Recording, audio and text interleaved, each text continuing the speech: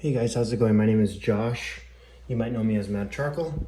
I'm going to create chaos, and I'm going to try to pull a face out of it. The reference I'm using, I have linked in the in the description below. It's a Pinterest reference of a face with a couple, her arms are next to her face, but I'm going to ignore the rest of the stuff except for the characteristics of the face.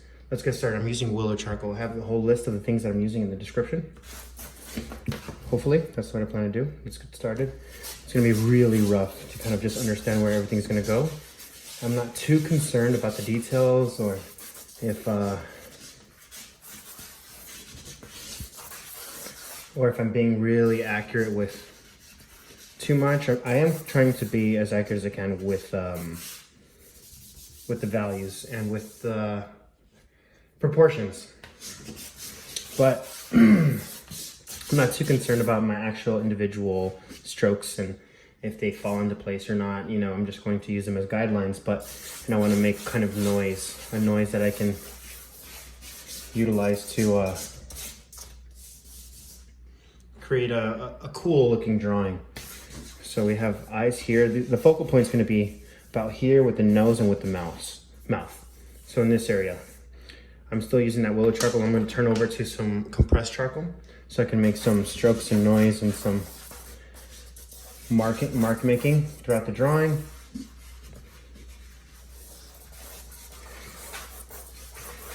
Still creating a lot of chaos. I'm losing some of it, but I kind of can still see where I can pop in some of that shadow from the upper lip and underneath the bottom lip right there.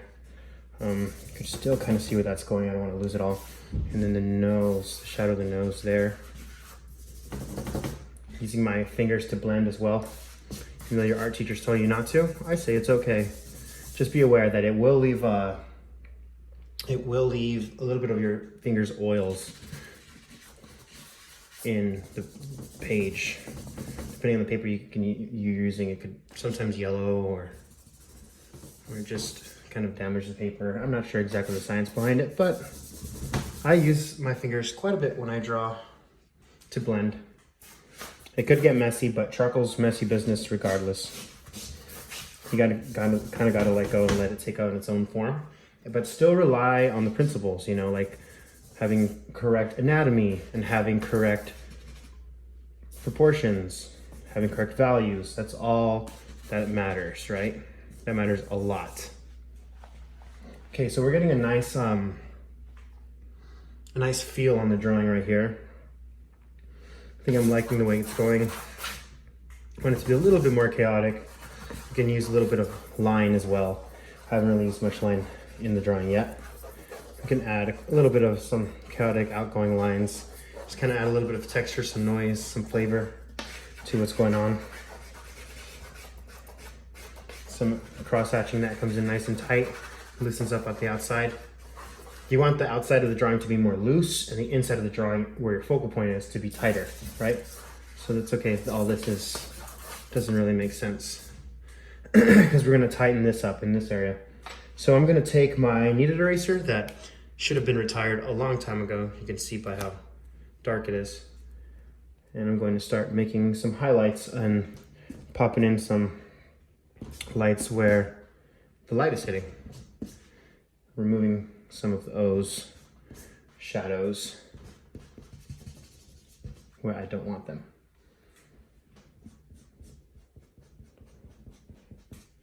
Don't be too harsh with it. You want to leave a little bit of grays.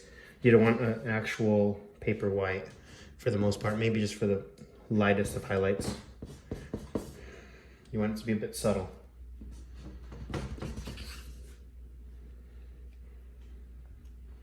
There we go, it's starting to come about. As I'm working, I'm actually subconsciously kind of checking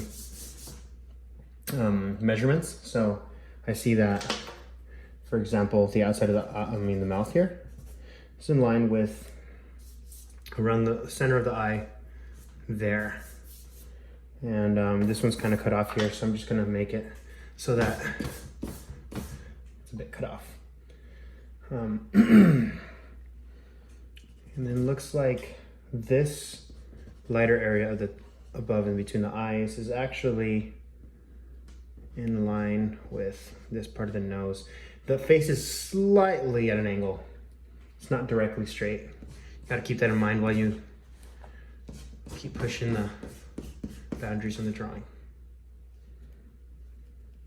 Now we're gonna take this bottom eyelid that's catching some light right there, and we're going to find that it's in the same plane, almost exactly as high on this side. So I'm gonna pop it in right there.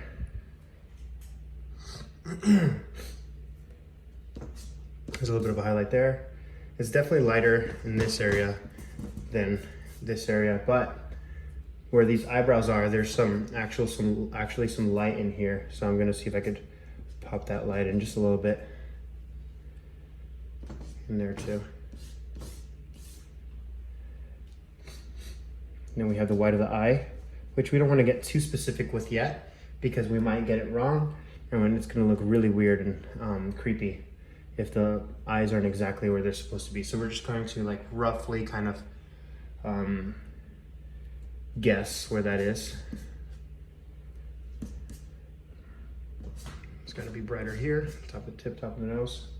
We're going to come back in with the charcoal and we're going to decide more on these proportions and what should be pushed, what should be pulled, what's too light, what's too dark. It's all pushing and pulling. So you're pushing in some darks, you're pulling out some highlights, and you're back and forth, and you're getting more accurate as you go. You're using more information that's on the page that you've set forth before. Excuse me.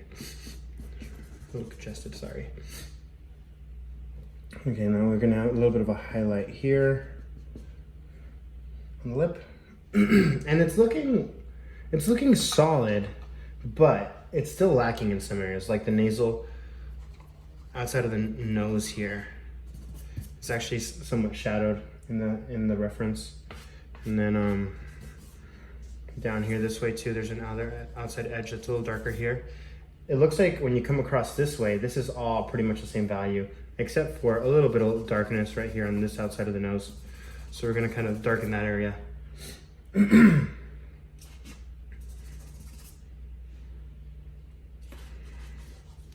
Looks like this is actually supposed to be thinner and come out further here on the lip, on the upper lip. So we'll fix that shape.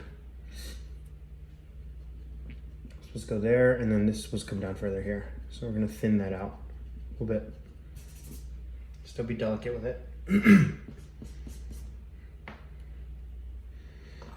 And then it looks like the chin comes down around here. So we kind of make sure that that's blocked in a little bit. And if you squint while you're looking at your reference, you're actually gonna get a better idea of how everything is shaped and where the lights and the darks are without getting distracted by the details. So I'm squinting and I'm looking at where I can pop in some highlights. And I can keep drawing. This is actually supposed to be lighter than it is right now. I'm gonna lighten that up just a little bit.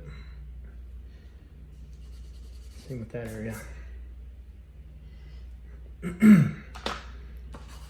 All this needs to be a little bit more unanimous in terms of color, darkness. We'll pop this highlight back in there where it's supposed to be. There we go.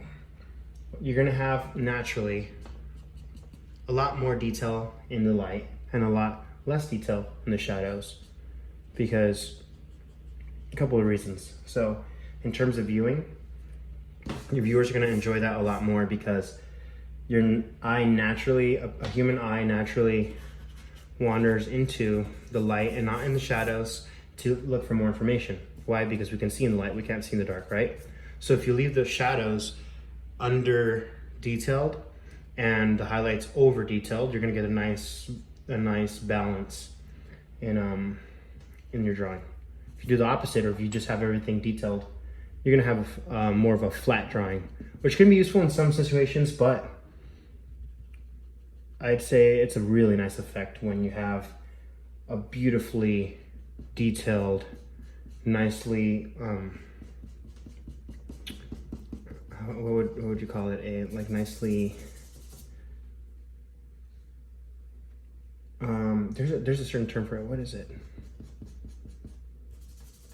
When you're making something lights and darks and values and softness and lightness. Anyway, so if you have it really beautifully done in the light, detailed, rendered, there you go, rendered. I don't know why I forgot that word. If you have it beautifully rendered in the lights and you have the shadows undetailed, you're going to actually have a really nice, professional looking drawing. But if you have everything detailed, it might look kind of flat. Not always, but it might. And if you have everything undetailed, it's actually also going to look kind of flat. So it's nice to take a lot of time in those highlighted areas and and to leave those shadow areas rough. It's very useful in my opinion. And a little bit more shadow here. In some cases, I'm just putting down a little bit of charcoal, not because I'm darkening the area all that much, but because I could use that charcoal to blend it in and darken with my finger and kind of control where I'm going with that darkness. So I'm liking the balance we're having here.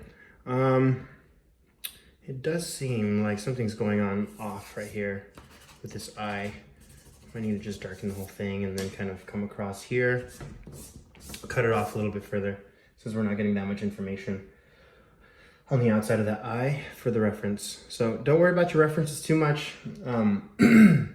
What's key is you get your balances in your values and your proportions in terms of the face. Everybody usually looks at the eyes